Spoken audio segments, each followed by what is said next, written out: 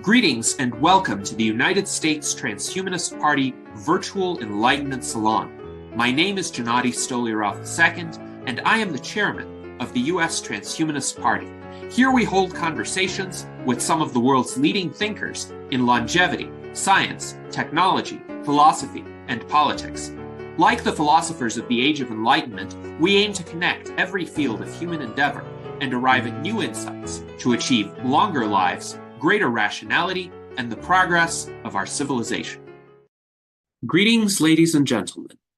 Today's Virtual Enlightenment Salon stream features a compilation of two of my presentations delivered virtually at the Vanguard Scientific Instruments and Management, VSIM, conferences in Ravda, Bulgaria, held on September 9th, 2023, and September 11th, 2024. I'm always grateful to Professors Angel Marchev Sr. and Angel Marchev Jr. for the opportunity to present at these conferences and for the thoughtful exploration of transhumanist topics that occurs there. I will be presenting again at the VSIM 2025 Conference on September 9th, 2025, and I offer the previous year's presentations as a way to highlight the forthcoming conference and raise interest within the broader transhumanist, life extensionist, and futurist community as to what will be discussed there. My 2023 presentation is entitled, What Needs to Happen to Save Civilization by 2025? And it is interesting to watch in retrospect, as I had suggested that certain events would need to happen by our current time in order for a long-term civilizational decline to be averted. You will see that none of these events have occurred yet, although peace in Ukraine is probably closer now than it was in 2023. But more broadly, by many indicators, Western civilization, and especially the United States, are backsliding further, as chaos embroils our lives on what has essentially become a daily basis. COVID is essentially ignored in the United States, even as it surges. The Trump administration, under the anti-scientific Health and Human Services Secretary Robert F. Kennedy Jr., is now denying access to life-protecting COVID vaccines to many Americans, while defunding research into COVID mRNA vaccine technology. Political elites continue to play the cynical game of demonizing and scapegoating minorities and those who do not think like them at home, and inventing phantom threats from foreigners abroad. Far from seeing nuclear disarmament or a no first use policy for nuclear weapons from the United States, we are seeing an escalation of nuclear saber rattling by the Trump administration. At the same time, no major problems in our society are being solved. We continue to have a rampant inflation crisis exacerbated by Trump's illegal tariffs, and a rampant cost of living crisis, particularly in areas such as housing and healthcare, again exacerbated by policies that suppress construction, growth, and innovation. These policies are cheered on by political partisans on both the Trumpist right and the degrowth left, and they harm ordinary people who are just trying to improve their lives. In the midst of all this, death and disease continue to claim good people, including many people whom I have known or whose work I have followed over the years. For now, Western civilization is clearly in decline. Life in 2025 is worse than life in 2015. The only bright spot is generative AI, but it too is subject to a backlash of tremendous hatred and fear by those who are ignorant of both its possibilities and its limitations as a tool. Do I still think that it may be possible to reverse course and prevent a trajectory of decline, much like the Roman Empire experienced in the aftermath of the Antonine Plague of 165 to 180 CE? I think so, but it will require extraordinary effort, and no major institutions, political parties, or conventional cultural factions will be able to do it. Channeling the course of civilization in the correct directions is up to us, transhumanists. My 2024 presentation, Overcoming Polarization Through Transhumanism, describes a major reason why civilization has taken a wrong turn, especially in the wake of the COVID-19 pandemic, namely The political polarization, which has intensified since that time and has poisoned most aspects of Western life and especially American life. Again, it is up to us transhumanists to overcome the heinous polarization between left and right and offer a compelling alternative vision that is free from the toxicity and perpetual focus on demonizing the other, which is what animates both left-wing and right-wing partisans. The transhumanist vision, the upwing vision, needs to become the next cultural paradigm, and for that to happen, all of us need to contribute our efforts. One glimmer of hope, which has seen major progress in 2025, is LEV the Game, the computer game on longevity escape velocity, which is significantly further along in its development and now available to play for free. In July of this year, I traveled to both Dublin and Las Vegas and presented the game to an enthusiastic reception by attendees. I discussed the game in my 2024 VSIM presentation, back when it was at an earlier stage of development, and I look forward to hearing in 2025 how the conference participants experienced playing the game and what insights they derived from it. As for my 2025 presentation, perhaps it strikes a bit of an optimistic chord despite all of the chaos. For now, I will only reveal the title, The Progress of Artificial Intelligence and Why Humans Will Not Be Made Obsolete Anytime Soon.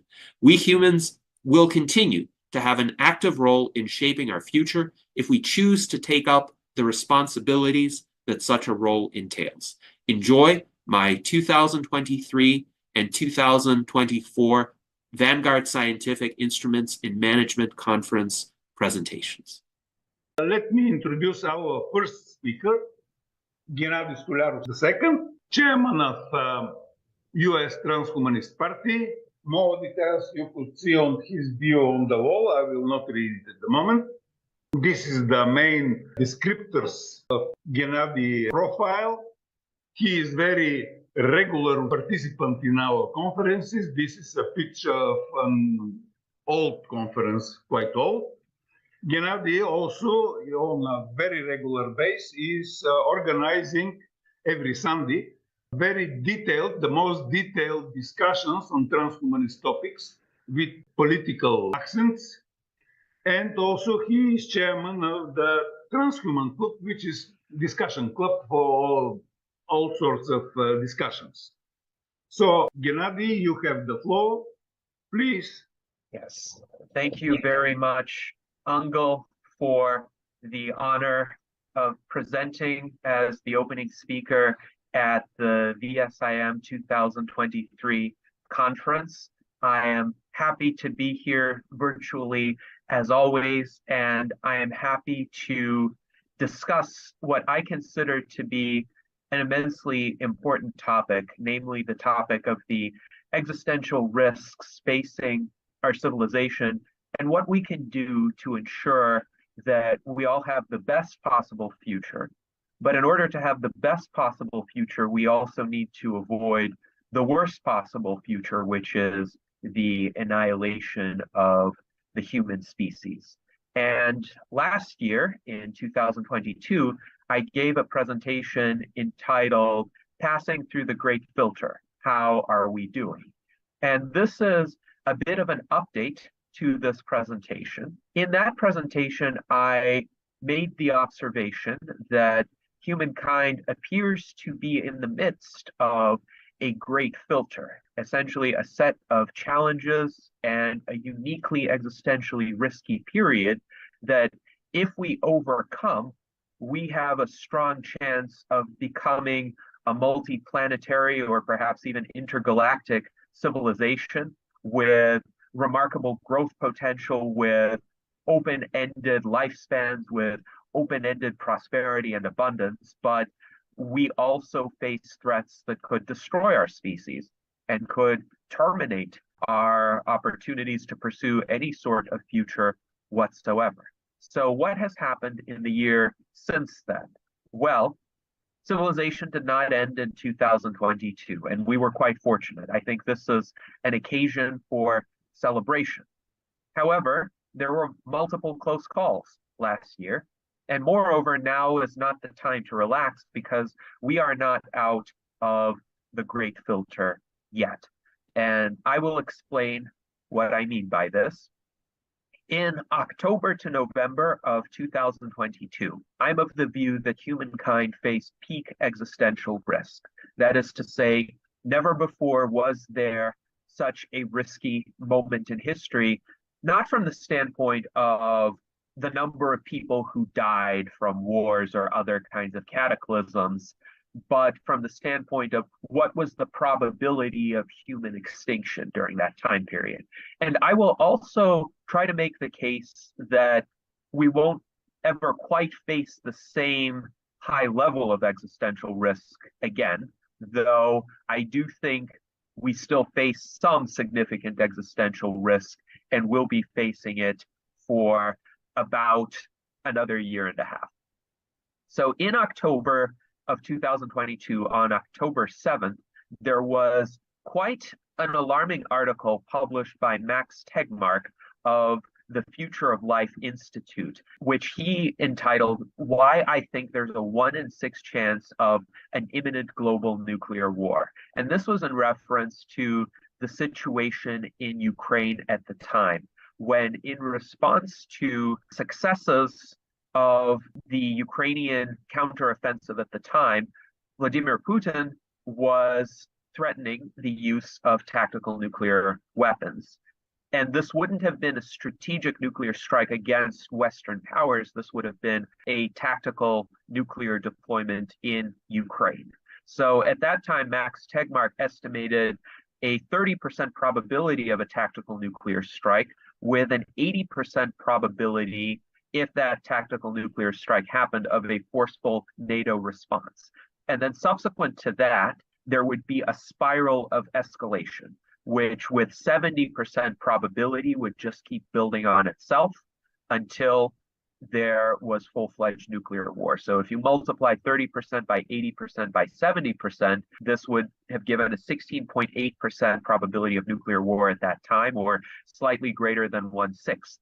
So in effect, the world was playing a game of Russian roulette, and there was a 1/6 probability of an event that would, in all likelihood, have brought about the extinction of our species. Now, fortunately, our timeline is one of the 83.2% of timelines approximately where that did not happen. And I think the reason for that is that Putin realized that deploying tactical nuclear weapons was not in his best interests or anybody's best interests. It wouldn't have given him any sort of advantage on the battlefield in Ukraine. But there was an incident on November 15th, 2022, which, in my view, qualifies that day as the single most existentially dangerous day in human history. What happened was an errant Ukrainian missile from the west of that country struck the village of Przewodow on the Polish side of the Polish-Ukrainian border, and it killed 2 people. And this was very unfortunate because these 2 Polish civilians essentially were just living their lives. They did absolutely nothing wrong. But this missile was fired, I suppose, in an attempt to provide some sort of air defense against Russian attacks, but it ended up landing in Poland. But immediately, many Western, US, and Eastern European commentators were just blaming Russia reflexively and calling for activation of Article 5 of the NATO treaty. And even the Polish government was essentially initially saying, well, it's really likely that the Russian military fired that missile. Fortunately, as I had anticipated last year, Joe Biden does not really want nuclear war or nuclear escalation. He does want to help the government of Ukraine and the military of Ukraine, but the Biden administration has been relatively cautious about any action that would provoke nuclear retaliation. So the Biden administration actually conducted a rather quick and fairly objective investigation of these events and concluded that, yes, indeed, it was a Ukrainian missile. And oddly enough, the Eastern European powers that were calling for activation of Article 5 of the NATO treaty against Russia, all of a sudden were very quick to forgive Ukraine for what was clearly an accident. But it would clearly have been an accident no matter which side had fired the missile, because no rational leader would want to risk triggering a world war because a single missile crossed the border. So actually, even the Russian military has been very careful not to let any sort of residue of the war spread into the borders of NATO countries. But I think this speaks to the nature of the risk that we're facing. It's not that either side in this conflict wants a nuclear war. It's that accidents can happen and misunderstandings can happen. And the previous lines of communication that existed, even during the peak of the Cold War, the lines of communication that enabled Kennedy and Khrushchev during the Cuban Missile Crisis to directly speak with one another and reach a negotiated arrangement that averted nuclear conflict, those lines of communication have been heavily frayed, to say the least. And so it's not a guarantee that if another incident of this sort happens, there wouldn't be a serious escalation just because of a lack of the kind of restraint that would have been the default previously.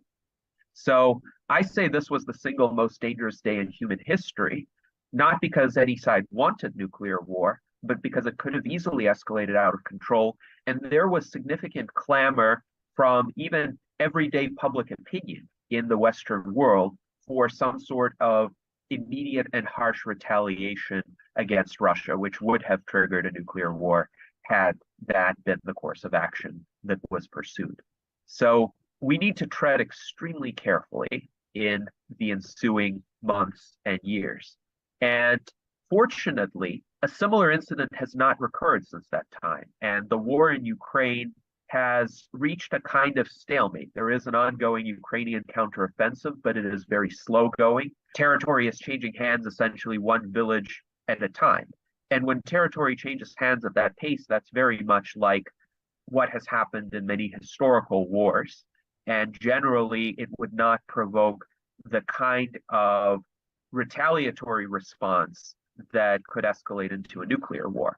But if either side makes a major breakthrough, this may still change. So we're not out of the great filter yet. But during last year's presentation, I asked, what got us into the great filter? When did this uniquely existentially risky period begin? And since observing the developments of the ensuing year, as well as considering how we got there, my conclusion is the COVID pandemic is responsible for the uniquely existentially risky period that humankind finds itself in. Because all of the most dangerous events of the past few years would not have occurred were it not for COVID. And there were many reasons for this. So the fear of contracting COVID led Putin to isolate himself, to reject feedback from everyone except his inner circle, who were often more militaristic and more eager to launch this invasion of Ukraine than Putin himself was. And Putin made a massive miscalculation in his decision to invade Ukraine because he thought there would be essentially an immediate capitulation and he would take over Kiev in 3 days. This obviously did not happen. And I think just from a self-interested perspective, if Putin had known the extent of Ukrainian resistance, if he could have anticipated it, he would never have launched this invasion. It would not have been in his best interests. But he isolated himself from true information about the facts on the ground. Furthermore, the COVID pandemic, because of the massive death toll, created a situation where human life became devalued in the Western world because of mass death and live public acceptance of it. If one considers that in the United States now over 1.1 million people have died from COVID, and in the world over 7 million people have died, casualties in Ukraine have been an order of magnitude lower than that. And even though the deaths of hundreds of thousands of people in a war in Europe have not been seen for many decades, by contrast with what is happening at home in the United States and what has happened in many Western European countries.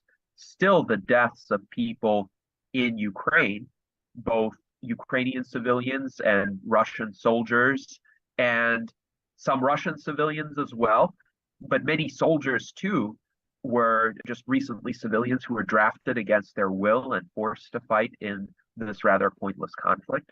Those deaths are easy to de-emphasize and minimize for people who have gotten habituated to death all around them during the COVID pandemic. Furthermore, the COVID pandemic disrupted supply chains. It led to massive shortages of goods, some of which have yet to be resolved, and massive price inflation, some of which has yet to subside, as well as scarcity of labor. So many people were unable to fulfill some of the needs that they were accustomed to easily fulfilling in Western economies. And this normalized suffering. So when Western populations were told by their governments, well, you need to accept a lower standard of living because we need to support Ukraine in this fight. So you need to accept higher costs of energy. You need to accept some deprivation. They, for the large part, went along with it because they were already habituated to suffering on that scale. Furthermore, the COVID pandemic fueled a lot of domestic unrest, both on the part of the left wing and on the part of the right wing. And we saw this in American politics in the form of the urban riots of the 2020s, which were instigated by factions of the American left, as well as the storming of the Capitol on January 6, 2021, which was the work of essentially right-wing fanatics. And the ruling classes were quite upset at this turmoil, and they saw this public discontent essentially threatening their own rule.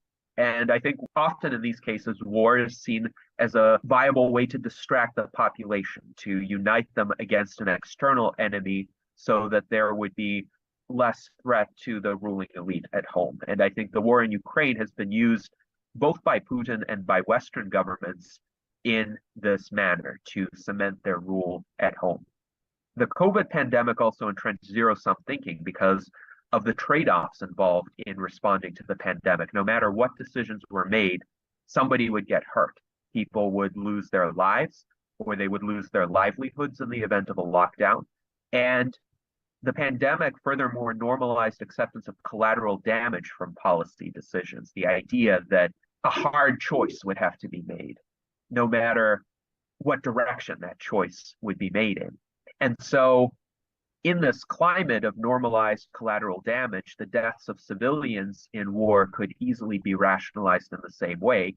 And I would argue the major powers politicians right now do not care about the massive suffering of civilians in Ukraine. They do not care about the massive suffering of draftees that are forced to fight in this war.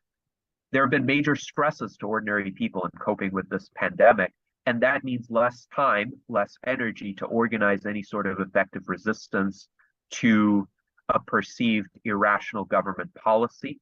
So we haven't seen massive anti-war protests in the West the same way that we saw, say, with the Vietnam War or with the Second Persian Gulf War, where literally millions of people went out to protest against wars that were generally smaller in magnitude than the current conflict in Ukraine.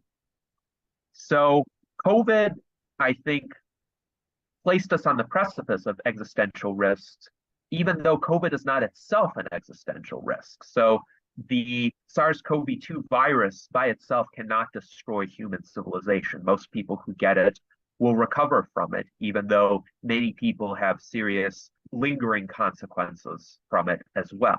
But what this pandemic did was it increased the probability of other existential risks, because in any given situation, COVID was a sufficient additional destabilizing influence that events that would have ordinarily likely resolved themselves in the direction of some sort of stable and recognizable equilibrium instead went in the direction of destabilization. So again, had the pandemic not occurred, had Putin not isolated himself, had Putin perhaps had input from the more liberal segments of Russian society and the Russian elite, would he have invaded Ukraine? I would say probably not. Would the populations in Western countries have tolerated any sort of involvement in a war to the extent that the NATO powers have been involved in Ukraine? Probably not. But it's a probabilistic kind of argument that I'm making. Furthermore, the general decade of the 2020s would have been extremely hopeful were it not for COVID, because the dominant narrative would have been technological progress, all of the advancements in AI, in medicine, in computing, in technologies like space travel, vertical farming, electric vehicles, alternative energy. And there would have been improvements in everyday life that would have reduced the appetite for political partisanship and warmongering.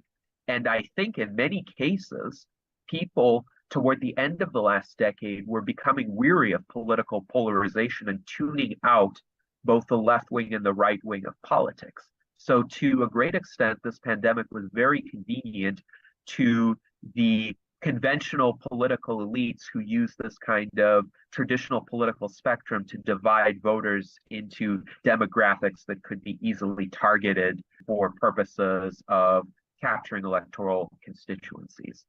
Historically, I believe there's a parallel to the COVID pandemic, which is quite troubling. And this was the Antonine Plague in Rome from 165 to 180 CE, which began essentially at the height of the Roman Empire during the start of the reign of the Emperor Marcus Aurelius.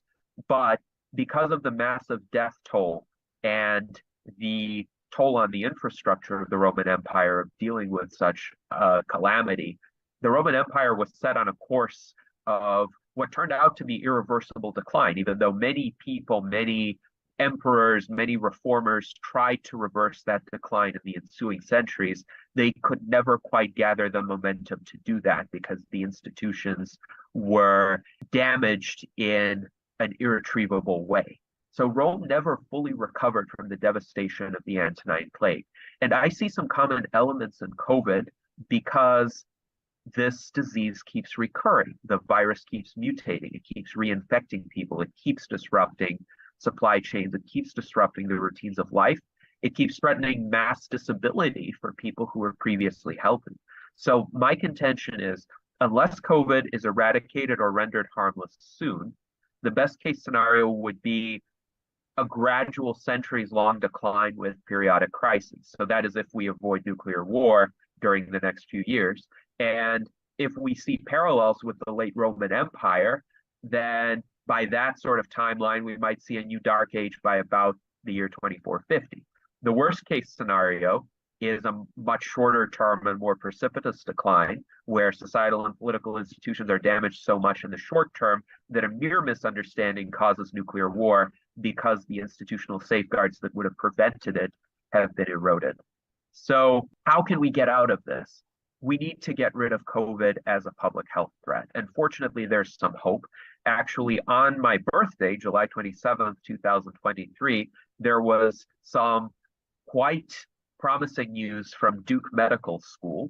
And I encourage you to look at this article from Duke Medical School entitled "Newly Discovered Antibodies to Neutralize COVID-19 Variants, Potentially Prevent Future Coronavirus Outbreaks." So what happened was there was a team of researchers in collaboration with the National University of Singapore, the University of Melbourne, and the Fred Hutchinson Cancer Research Center in the United States.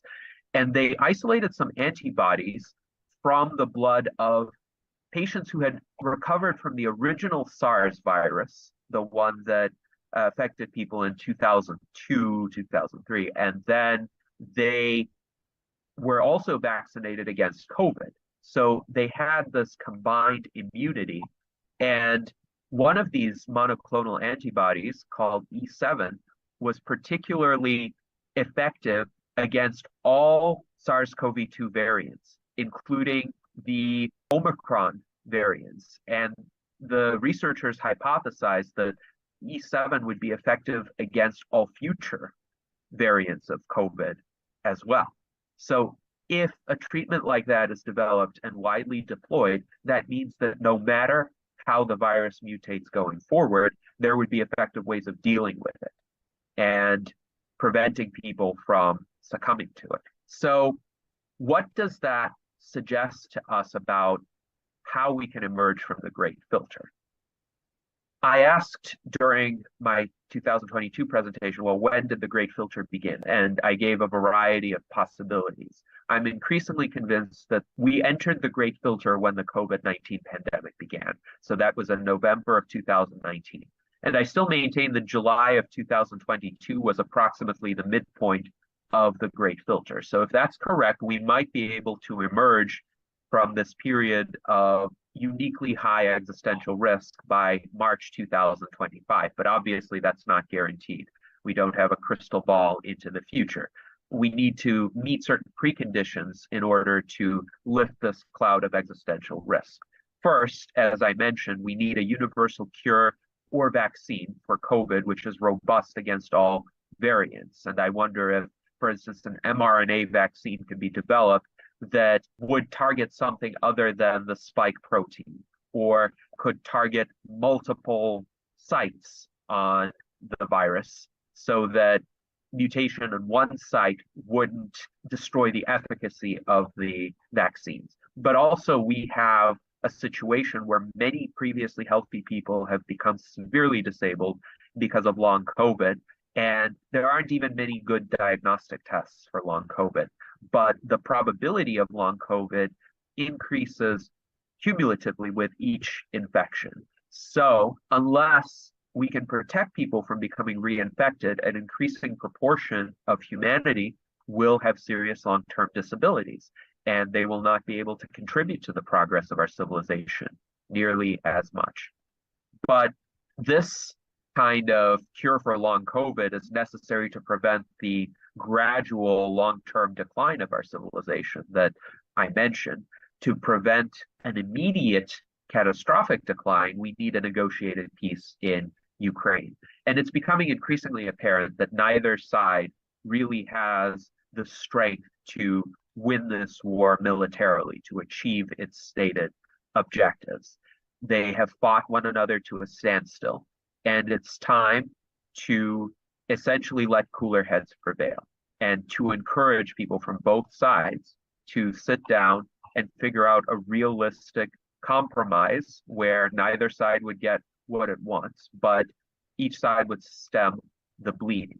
And I don't know to what extent the will exists on each side for such a negotiated settlement right now, but this is where external pressure can achieve some of that will. I think perhaps the greatest way to exert pressure on Putin's regime would be through China, because China is such a valued economic partner for Russia, and Russia's continued economic stability depends on support from China. But in order for that kind of pressure to work, the United States needs to avoid stoking tensions with China, which the Biden administration has unfortunately been doing. At the same time, public opinion in the Western world needs to shift decisively in favor of pressing for peace. And there needs to be de-escalations of tensions between the United States and both Russia and China, because honestly, right now, foreign policy of the United States is kind of goading an escalation with the two other greatest military powers. It makes absolutely no sense. But it would also be nice for the US to adopt a no first use policy toward nuclear weapons, because oddly enough, the United States is the only country in the world that officially claims the prerogative to have a first nuclear strike, even a strategic nuclear strike, even if the other side did not initiate a nuclear strike. And Putin was actually saying in December of 2022, well, look, we, the Russian side, actually only have a policy allowing the use of nuclear weapons in retaliation against an existential risk to Russia, but maybe we should emulate our American partners. And he was saying this as a veiled threat, but the reason why he was able to make it somewhat effectively is because of this terrible first use policy, which is frankly barbaric and which deprives the United States of any moral high ground in this conflict. So if the United States wants to regain a moral high ground, it should at the very least renounce a first use policy for nuclear weapons. But the best case scenario would be one of worldwide nuclear disarmament, one that was attempted in the 1980s through bilateral negotiations between Reagan and Gorbachev, later under George H.W. Bush. And that kind of approach led to a six-fold reduction in the nuclear arsenals of the US and the Soviet Union and later Russia. So we have a proof of concept that it can be done, but unfortunately in the past few years, the dynamic has been in the other direction. So that kind of dangerous trend of nuclear arms buildup needs to be reversed. So when the United States lifted the federal declaration of emergency associated with COVID-19 on May 11th, 2023, I used generative AI DALL-E 2 to generate this image of coronaviruses waving white flags and surrendering. It was a satire, as if a declaration of the end of this pandemic could undo the biological and medical reality on the ground, as if you could make this problem go away just by declaring that it is no longer an emergency. But COVID remains a massive public health threat. And we are in the midst of another wave, another surge of it right now, which should be a stark reminder to us that COVID and death are our enemies, not humans from other countries. And we need to be fighting the correct war.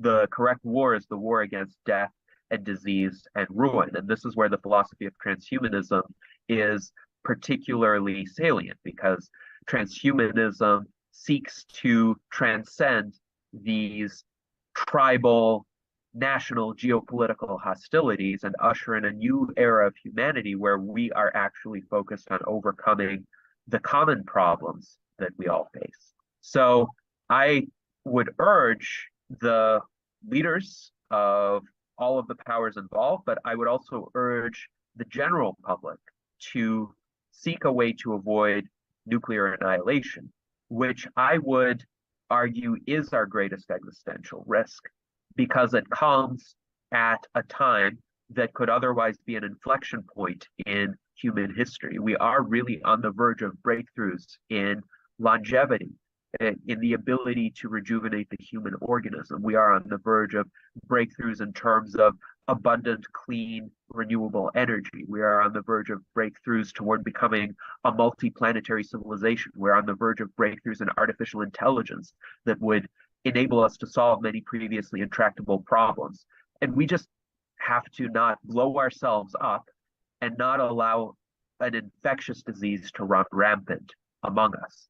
And this is a race between the forces of progress and creation and the forces of ruin. So which side will we choose to support? I would say we need to overcome this great filter. I hope that I've given a bit of a roadmap toward doing so, or at least the prerequisites for doing so. And I hope that we can all live long and prosper after we emerge from the great filter. So thank you very much, and I'll be happy to answer any questions. Thank you, Gennady. First of all, thank you very much.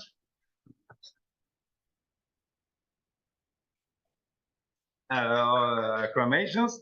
And second, questions and comments. Questions and comments, please. We have microphone system in the room, but the sound is intended for the room, not for my computer. So I will repeat the question, actually. Professor Kamen, sorry, without professor, sorry. Kamen, old friend, old participant in the conference, specialist in the field of territorial systems management. The question is,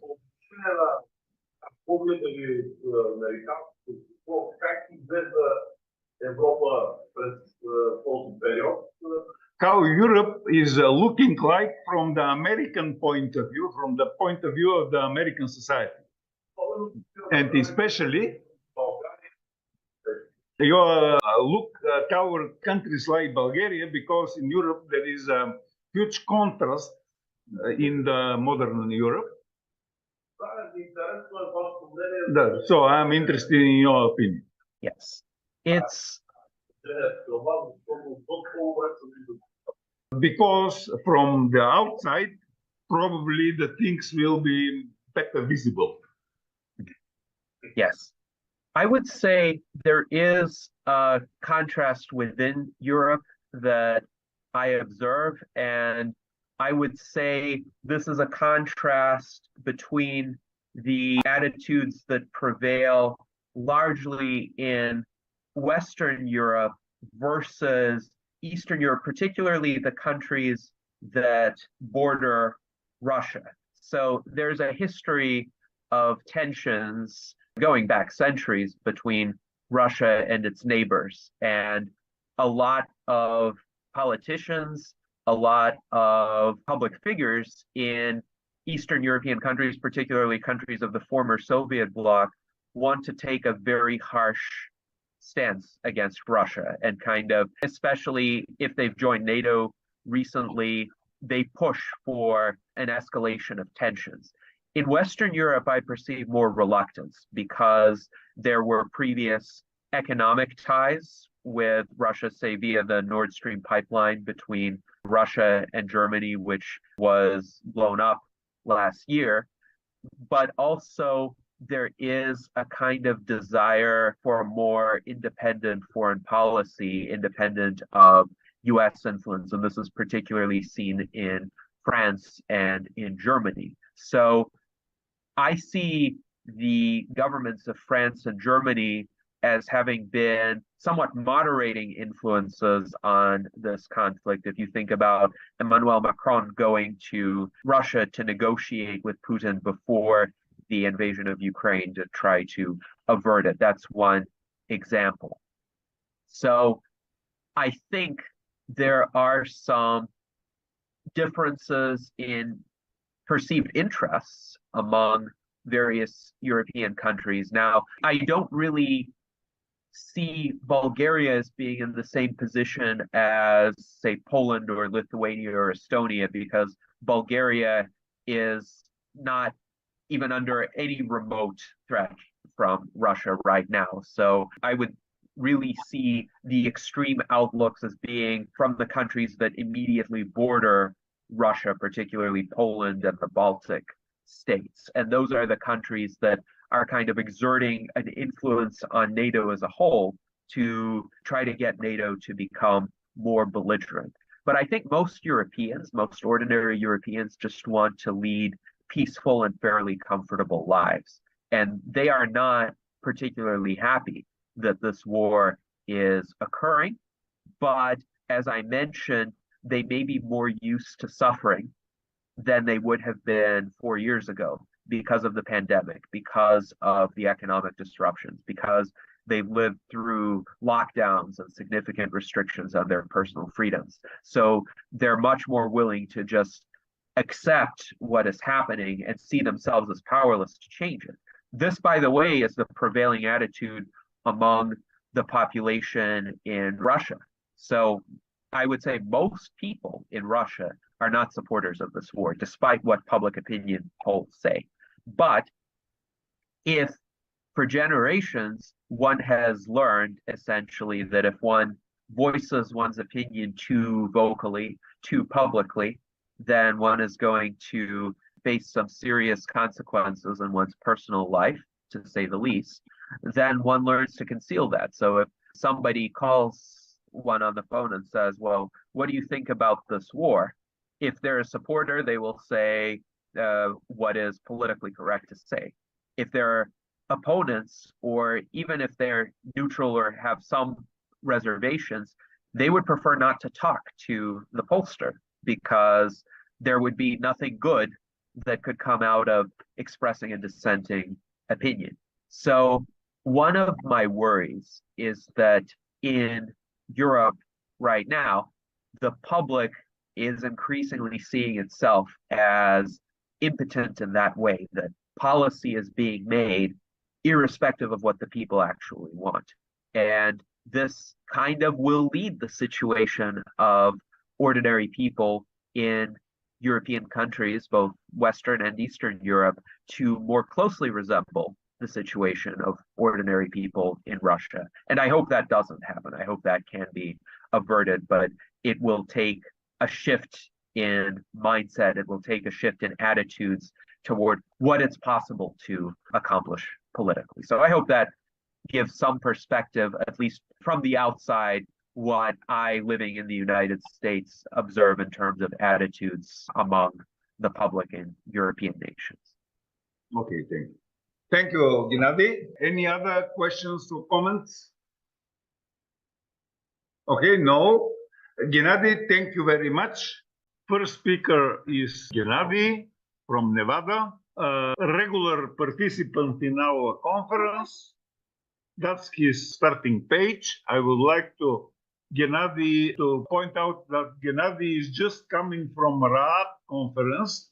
RAAD is standing for Revolution Against Aging and Death.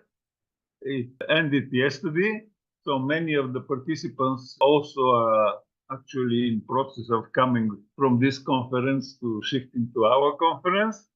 So Gennady is a composer, science fiction writer, transhumanist, of course, chairman of U.S. Transhumanist Party, chairman of the Transhuman Club.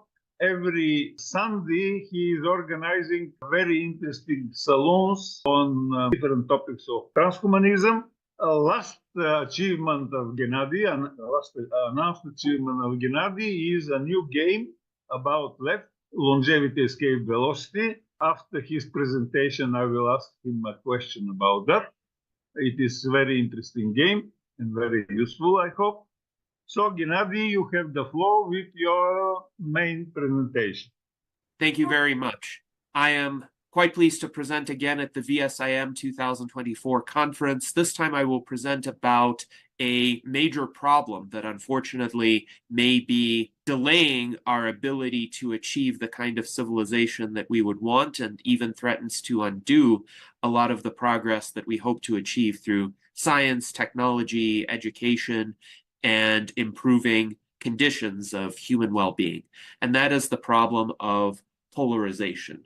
And we see polarization that is really tearing apart our civilization. We see it manifest itself domestically in the United States, but also in other countries where this obsolete political spectrum of left and right continues to be utilized and continues to characterize how people and various organizations, various political parties see the world. In the United States, this polarization of left versus right has reached such intensity that I seriously think that on July 13th of 2024, we were literally inches away from civil war in this country. And had the completely misguided individual who attempted to assassinate Donald Trump succeeded,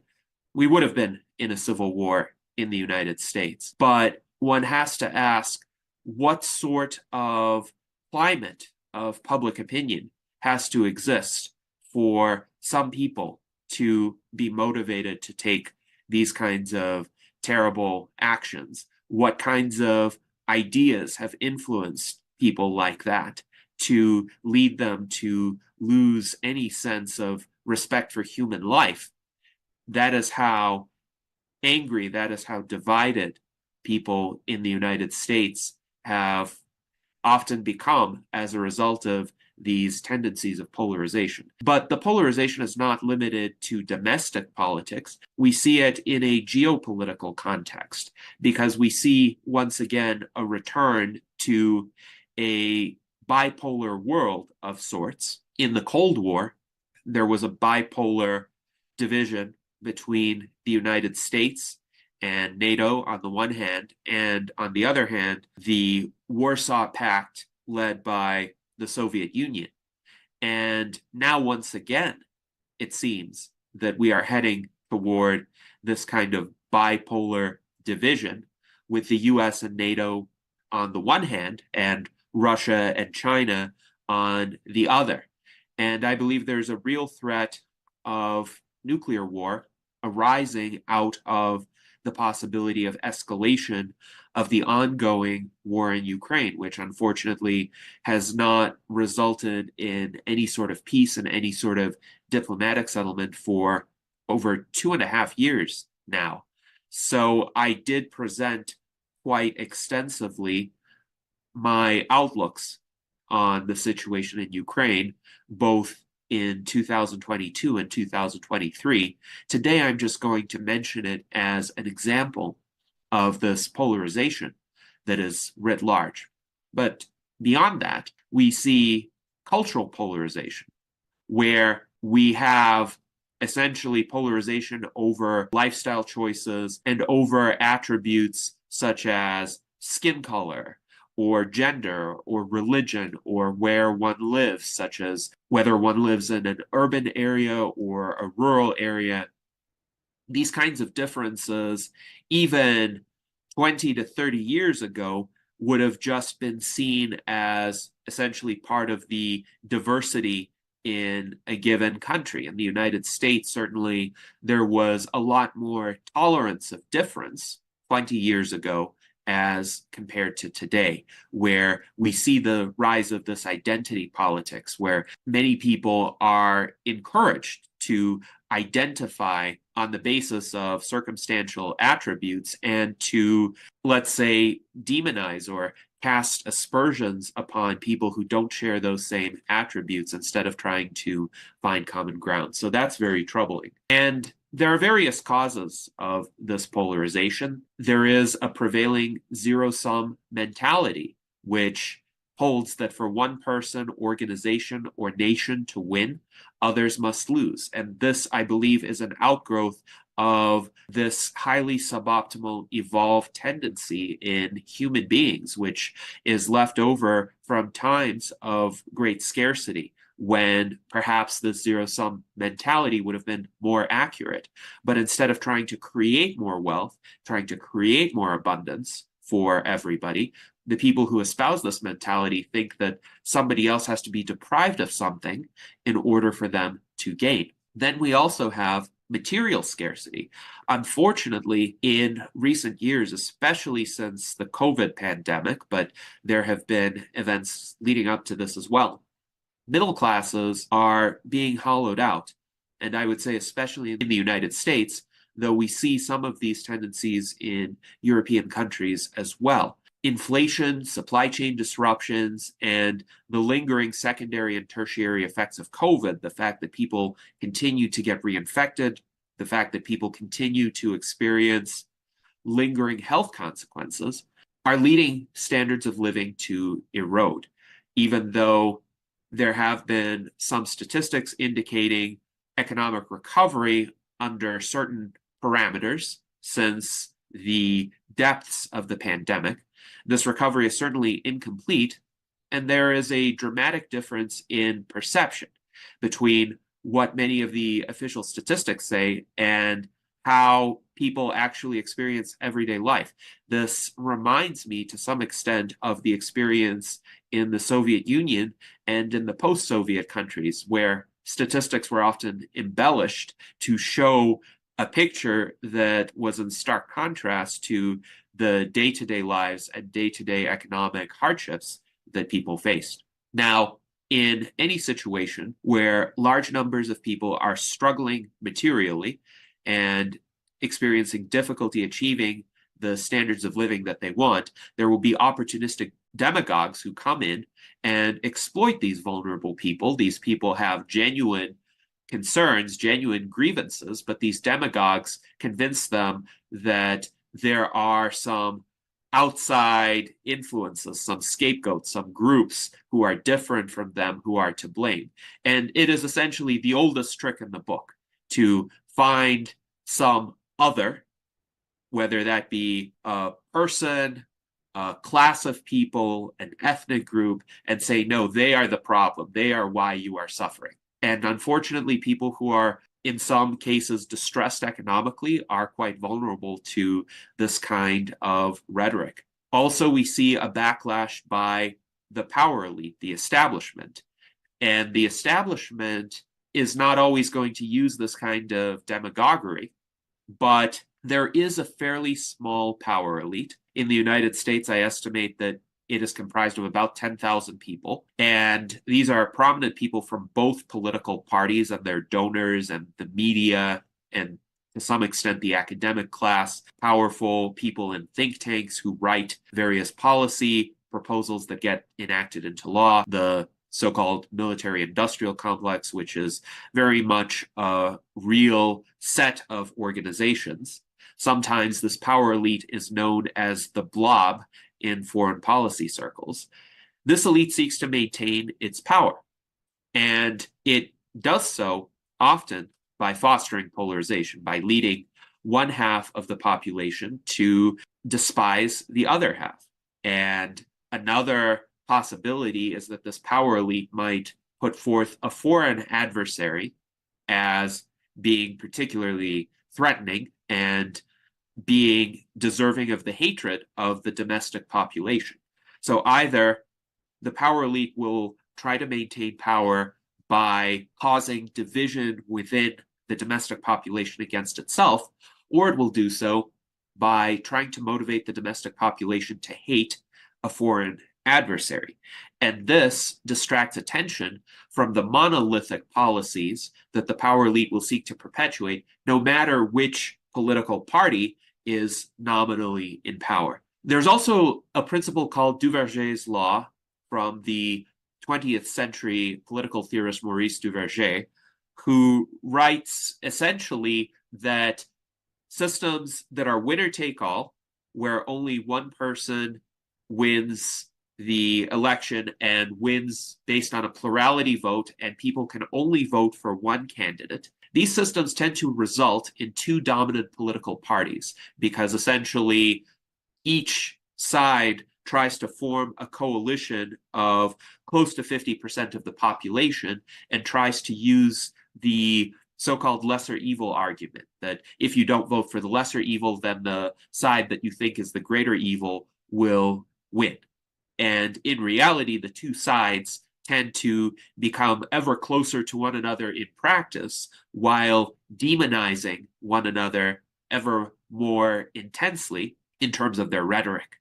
So often this rhetoric is just for show among the politicians, and they don't really hate one another, but they want their rank and file followers to hate the rank and file followers on the other side. And that is, I think, really pernicious manipulation that gets performed. This is more of a problem in the United States than in parliamentary democracies, which often have viable multi-party systems. And there are some countries like Australia, for instance, that do have ranked choice voting that I will discuss later on. But I will point out the United States does export its political culture to the rest of the world. So if we have certain mentalities of polarization that arise in the United States, they could still manifest in other countries, even though the electoral systems of those countries are different. So moving on, there are some terrible effects of polarization. It's becoming increasingly difficult to hold civilized conversations about differences in views on issues affecting the broader society, because fewer people know how to disagree civilly and debate in ways that rely on rational arguments and evidence and logic, rather than just saying the other side is evil. Whoever disagrees must be in favor of these terrible things, whatever the propaganda of the day characterizes those terrible things to be. And furthermore, there's a wide realm of tastes and preferences that were previously considered matters of just private individual choice, and they've instead become signifiers of either the red tribe or the blue tribe. This could extend from the type of clothing one wears, or the types of stores one visits, or the type of food that one eats, or other kinds of purely personal tastes and preferences. And furthermore, people are increasingly misled into believing that there are only two options, that they have a duty to support a so-called lesser evil, though I'm not sure either of these options is actually the lesser evil, even if they mostly dislike the package that this lesser evil side offers, and they are pushed to accept packages of ideas or political programs that they do not personally support. They're pressured by politicians and by the media to hate those, even in their families, their neighborhoods, their social circles, people who have been their friends in the past, who would have otherwise been their friends, who show any of the signifiers of the other tribe, even inadvertently. So if someone happens to go to the wrong store or eat at the wrong restaurant, now that's a social risk. And sometimes what that is will shift over time. So something that was the signifier of one tribe 4 years ago might be the signifier of another tribe today, because actually these tribes are not ideological. They're more like sports teams.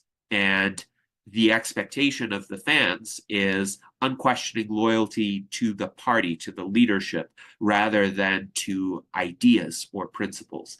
And that is very tragic as well. And this mentality that the personal is the political, I see as one of the greatest potential obstacles to transhumanism in the future. Because if something within our movement, within the movement that holds the improvement of the human condition through science and technology, becomes associated with either the red tribe or the blue tribe, then the other tribe will despise it and will try to oppose it. Already, I think 2 groups will oppose transhumanism. These groups have also been growing in recent years as a result of the polarization, and they are the extreme ends of this polarized political spectrum.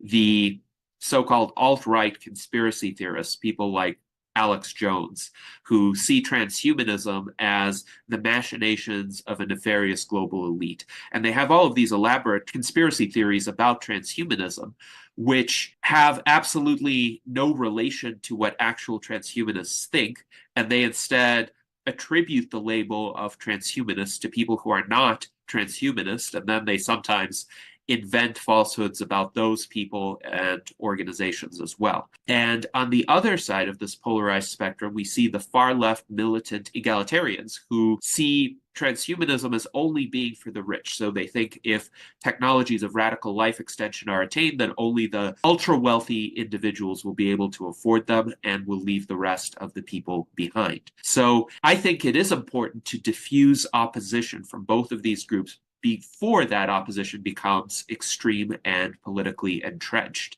Because if we don't respond to these kinds of attacks, if we don't take the effort to educate the public about what transhumanism actually stands for, then those groups who mischaracterize it might win by default just by controlling the terms that are used. And as an example of this, Ron DeSantis, the governor of Florida, recently banned lab-grown meat or in vitro meat, which is meat that is biologically identical to meat that comes from animals, except it can be mass-produced in a lab setting, and it doesn't involve the killing of an animal. So it's a more ethical, more humane way of being able to consume meat products, I think. And the US Transhumanist Party also holds that this is a tremendous advancement and a possibility to achieve a lot of good in the world. But Ron DeSantis banned lab-grown meat in part based on the influence of these alt-right conspiracy theorists who completely mischaracterized what this meat is. They seem to think that transhumanism is associated with the World Economic Forum and some conspiracy to force people to eat protein made out of insects.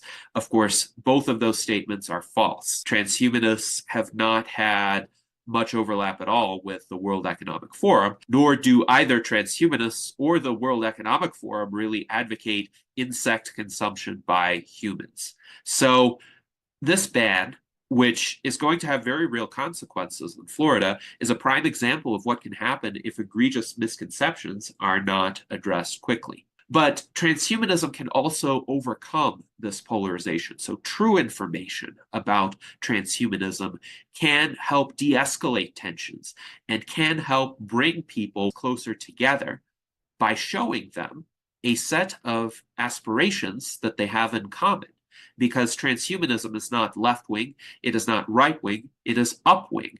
And up-wing is a concept first coined by the proto-transhumanist thinker FM-2030, who wrote primarily during the 1960s through the 1990s. Because transhumanism can provide a new sense of meaning and purpose. It can rekindle confidence in progress by emphasizing goals that are in the common interests of humanity and could benefit everyone.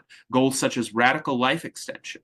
Human lifespans can be extended for all people of all national, ethnic backgrounds, of all socioeconomic levels, of all genders, all lifestyle choices.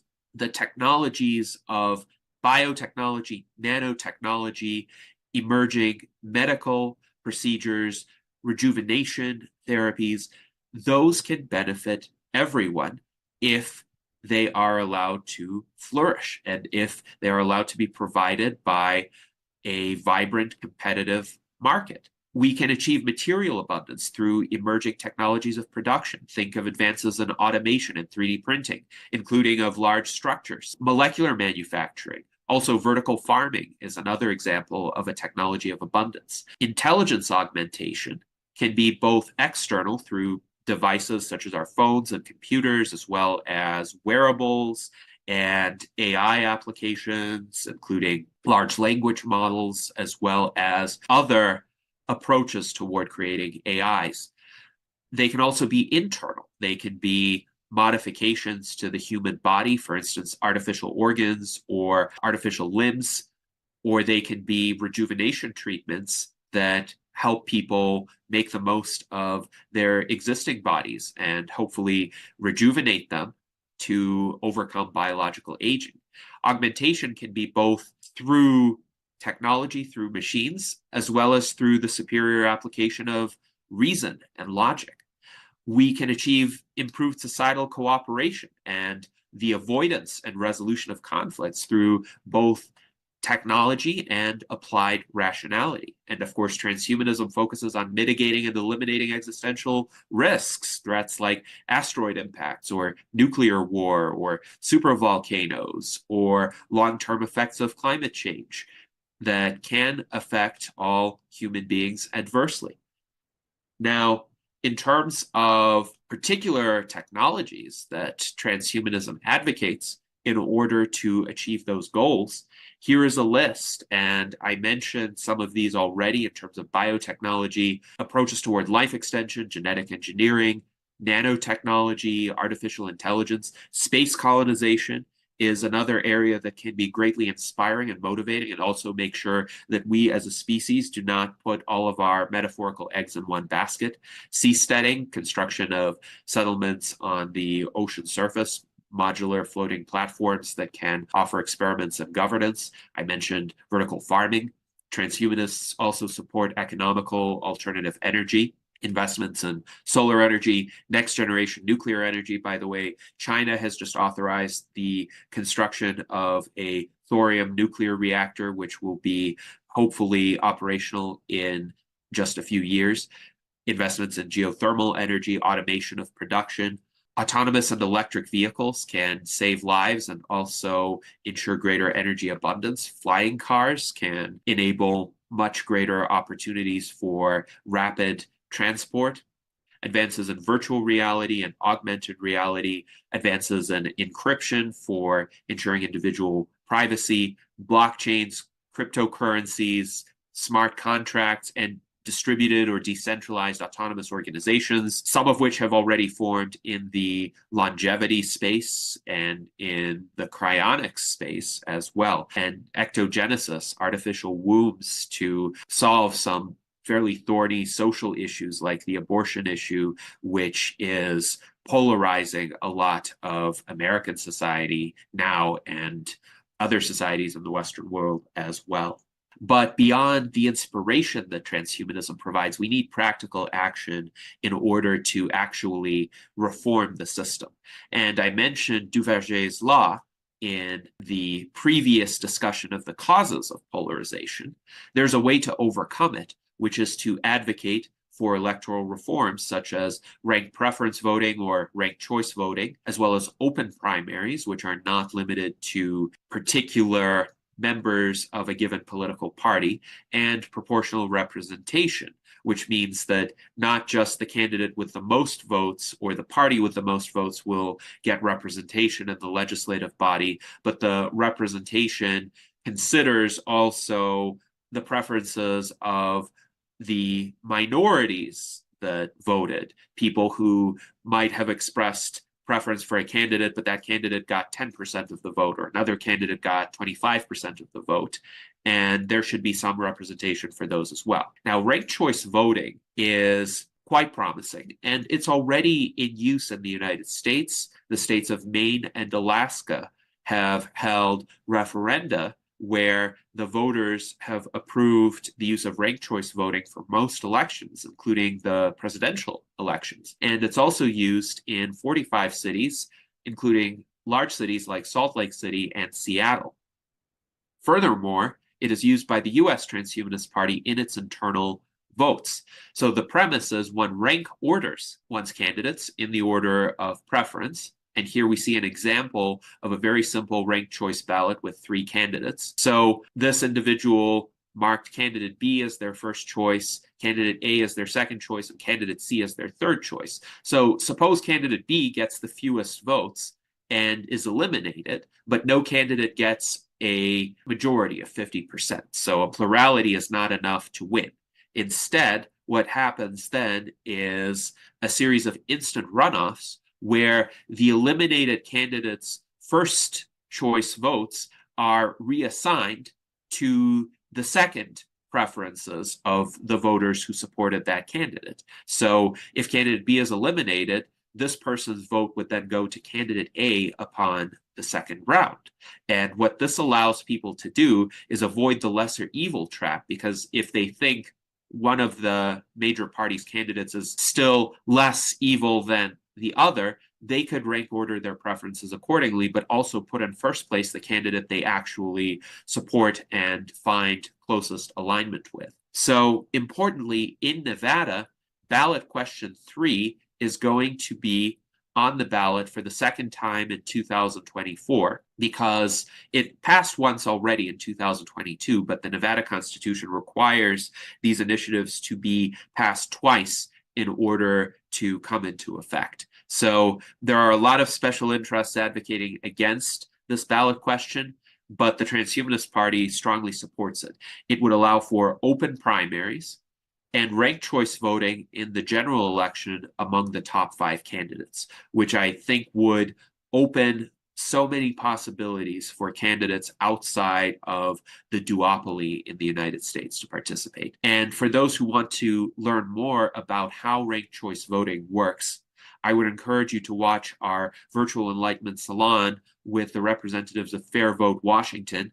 And they also provided quite a thorough demonstration of a modified approach called proportional ranked choice voting, which combines ranked choice voting and proportional representation.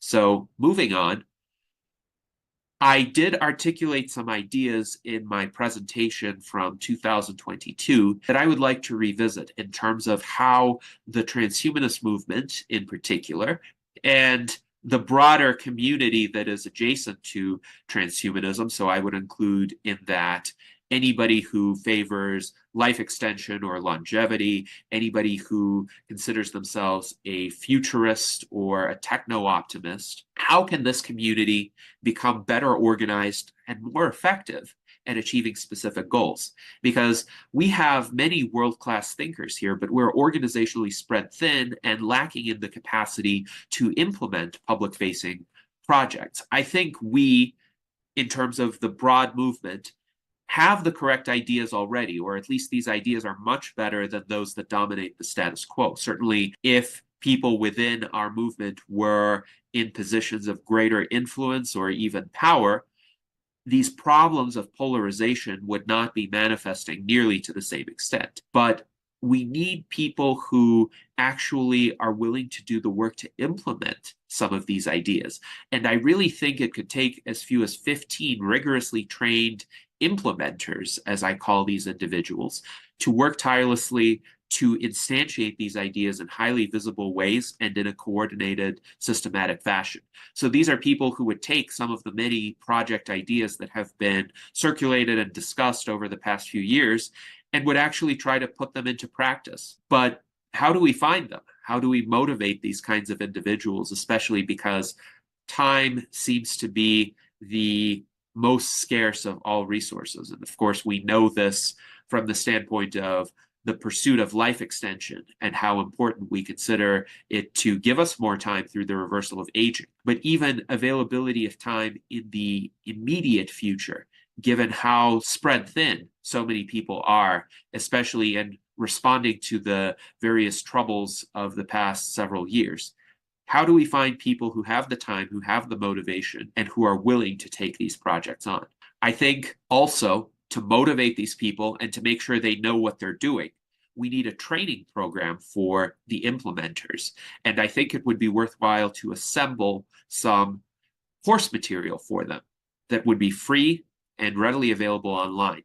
So some examples would be David Wood's Vital Syllabus, educational modules that we have gradually been developing through the Transhuman Club, excerpts from our weekly virtual enlightenment salons. If we could create shorter video segments that teach specific ideas, we have certainly discussed a plethora of them during the salons, as well as transhumanist wikis. And there are some that already exist, but there will be additional news regarding how those are going to progress in the future. And I hope that those news will be available soon. But broader theoretical discussions need to be integrated with analyses of current events from a transhumanist standpoint. There's not enough of that happening right now. Artistic and cultural creations, when I mentioned this in 2022, this was essentially right at the time that DALL-E 2 and Midjourney were emerging. And now we've had a veritable artistic renaissance brought about by generative AI models. And I've seen some amazing possibilities for creating art, creating music, creating videos, creating interactive products using combinations of these AI systems. Also, we need to develop roadmaps and regular status updates on the status of various emerging technologies. The Rejuvenation Roadmap that is hosted by Lifespan.io is a great example of one such approach, but we need others for various other realms of technological advancements, as well as projects within the transhumanist community.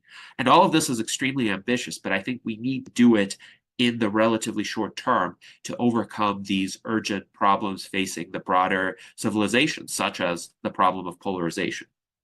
Some new thoughts along these lines are we need to leverage emerging technologies to help these implementers.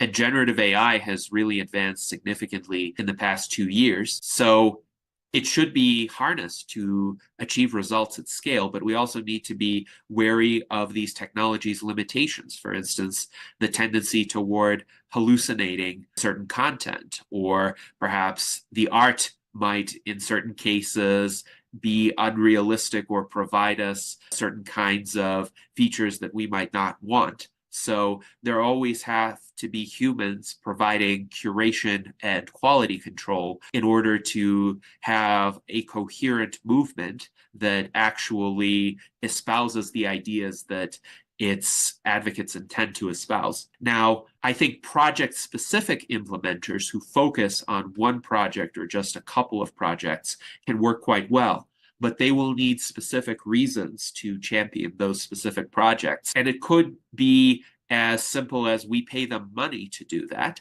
but money is always in limited supply as well.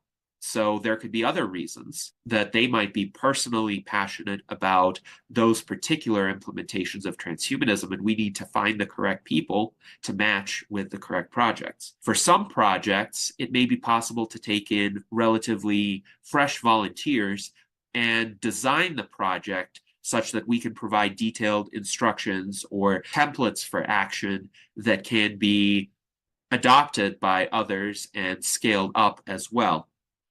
But for other projects, we also need to find people with good judgment, because you can't just essentially create a list of steps for every particular action. There's a lot of tacit knowledge that needs to be utilized to operate at a higher order level. And then also people who are knowledgeable about the history, the principles of the transhumanist community, as well as particular technical skill sets. They are going to be necessary to implement some of these more advanced projects. And of course, we need a strong work ethic so that people don't flame out and they don't just half-heartedly start doing something and not carry through. And furthermore, we need to develop organizational cultures that discourage polarization over mainstream issues, so that transhumanists and people adjacent to transhumanists don't start demonizing and alienating one another because mass media from the red tribe or the blue tribe try to push them to do that and infiltrate our movement and inject this polarization into it. So we need to figure out ways to prevent our organizations from falling prey to propaganda from larger and far better funded entities whose agendas stoke polarization. Because if we let them, these entities will act in an all-consuming fashion and will create discord within our communities as well. But I wanted to illustrate now an example of what I think is a highly effective approach at a transhumanist project where we do have just a small number of implementers. And this is a project which actually originated in 2014.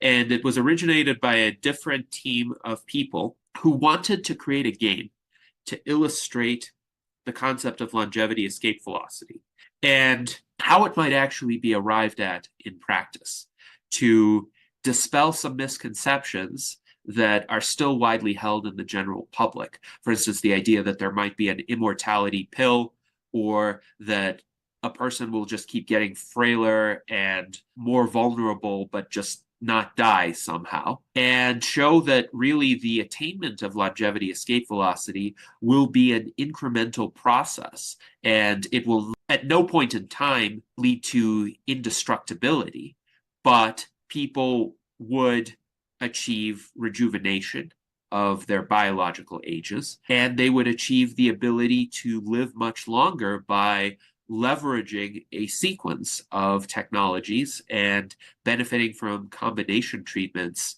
that target the various types of aging-related damage. So in 2020, I contacted the original team that developed this game, and they had essentially moved on to other things, even though I offered them essentially the rest of the funding that they were seeking to bring this game to fruition. And they had even said that they would allow me to utilize all of the assets that were developed for the original version of the game, but they had lost the code of the game. So I would have to redesign the logic of the game from scratch. And I did that. I transformed the game into a turn-based game that actually relies on real-world probabilities of death by age and gender from the 2018 mortality tables published by the Centers for Disease Control, or CDC, in the United States. And of course, moving into the future, I have to make certain assumptions about the effects of particular therapies that haven't been developed yet. But there are also lifestyle choices that a character could make, like a fitness regimen or improved nutrition, or, as you can see here, risk aversion.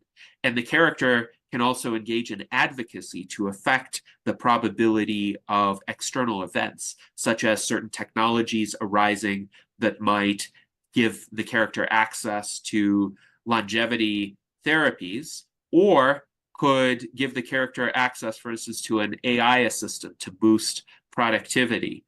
There could also occur events in the game such as world wars and pandemics and other detrimental occurrences, natural disasters, for instance. and the character has the option to work to advocate to reduce the risk of those. And this is intended to be a simulation of the future as it will unfold, including the challenges that will affect our probabilities of survival and flourishing in the years and decades to come. So this game was funded by me, and I found a young programmer from Croatia named Juraj Stern-Vukotic, who has coded now approximately 75% of the game. The game is playable. Anybody who wants to get the latest demo version of the game is welcome to contact me, and I will send you the zip file that you could open and install on your PC and play the game as a beta tester. You can already reach longevity escape velocity within this game and experience the far future, but we welcome new suggestions. And I think the reason why this project has been successful is because I was able to find an individual who was very competent in coding the game and understanding how it works and being willing to work through the various bugs as well as user suggestions to create a product that really matches the original intent. And he is going to continue to work on this until the project is finished. And I paid him an amount of money that we agreed upon that is good for a person in his situation. So for him, the motivation was a combination of a monetary payment and the interest in the idea and in making a creative and innovative game concept work as intended. So can we find other people, either volunteers or people who are willing to take small amounts of money to implement other projects within the transhumanist space that could really raise the profile of our movement, make sure we are more prominent so we can affect the broader culture and help defuse some of this polarization. And with that, I invite any and all of you, wherever you are in the world, to join us at transhumanist-party.org/membership or join the Transhuman Club. Membership in both organizations is completely free, and you can find the links to sign up on each of our websites that are provided here. Whether you live in or outside of the United States, you would be able to contribute to our deliberations, to our internal votes. Obviously, you wouldn't be able to vote in US elections if you don't reside in or have eligibility to vote in the United States, but you would still be what is called an allied member, and you would be able to volunteer for us, or you would be able to give us ideas about projects that might be effective in spreading the reach of transhumanism. I believe that transhumanism, in order to succeed, must be a truly international movement and should cultivate the emergence of transhumanist circles and social groups and activist groups anywhere in the world where there is interest. So thank you very much for your time and attention today. I would be happy to answer any questions. Okay, Gennady, thank you very much for your presentation. It was a very good introduction to the contemporary problems of transhumanism. Thank you very much. One more about my question about presenting the game, the LEV game. We are highly interested to it. I will suggest at least 2 suggestions in a minute.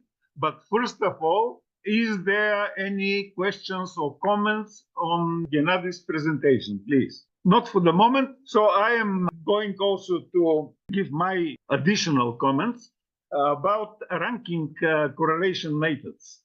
It's something that is very close to my heart because long ago, 2000 years ago, when I was a student, my first research, published research, was in the field of using ranking methods in setting goals of automating welding procedures. Since then, every single student of ours, me and junior, is trained to use ranking methods for different purposes. It is part of the educational process on one of our subjects. So I am fully in favor of your suggestion for using them in the political context. Junior is doing almost every year a comparison between the political programs of the Bulgarian political parties via ranking methods with very interesting results. So ranking methods is a great idea, and we are 100% supporting and practicing that direction.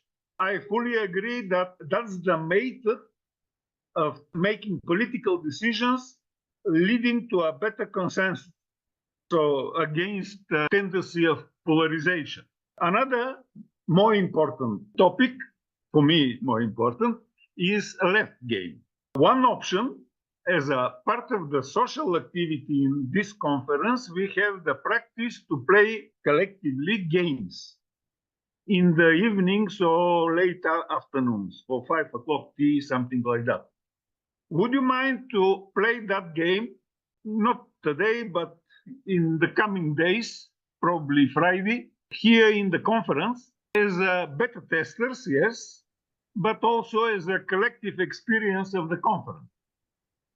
And the second point, I was on your demonstration, so I have a good idea about the game. As you know, we are trying our efforts. You are also contributing to the great transhumanist game of everything, or about everything.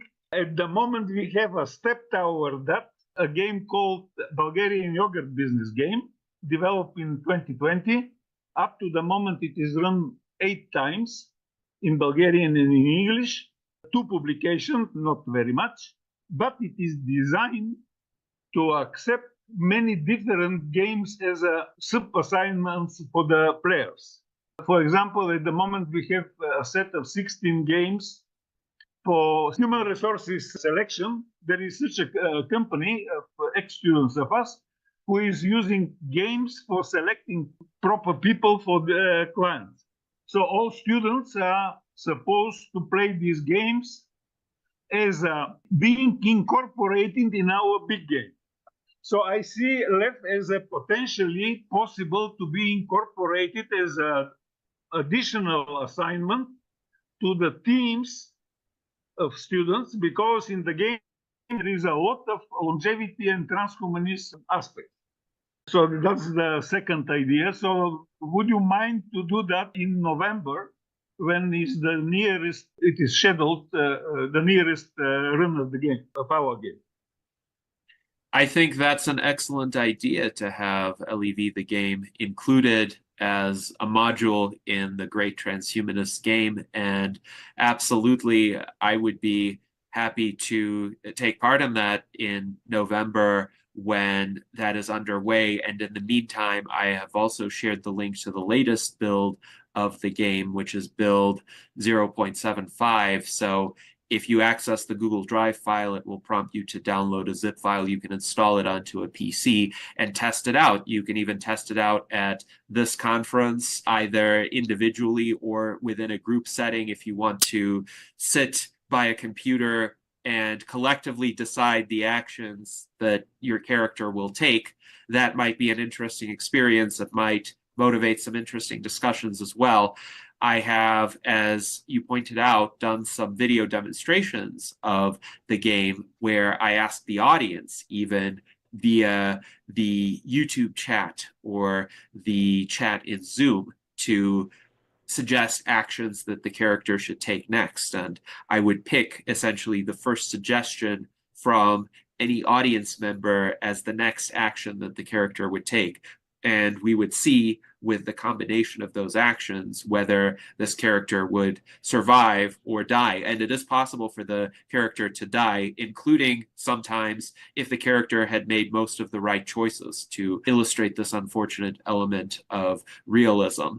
But I think it would be excellent to try out this game in as many different settings as possible. I am planning to make it available completely for free, including the finished version, precisely because I want it to spread, precisely because I want people everywhere in the world of every demographic to try to understand this set of concepts of longevity escape velocity, of transhumanism, of the confluence of emerging technologies, and really envision how a future might unfold with all of these ideas in play. Okay. In this case, I assume that you are part of the game in November. It will be with approximately 160 participants, split in about 30 teams. And you will be part of a video newspaper saying something very short about the game, and then they will have the chance to make some points. The game is for making points via playing the game as an additional assignment in parallel with all other assignments in the game. So I will contact you in November to set up. It will be Saturday, Sunday as days of the week. The game is taking place on end of the weeks. Okay, other questions and comments? I'm very happy that we have agree about that. It will be a valuable contribution. Thank you very much again, Gennady.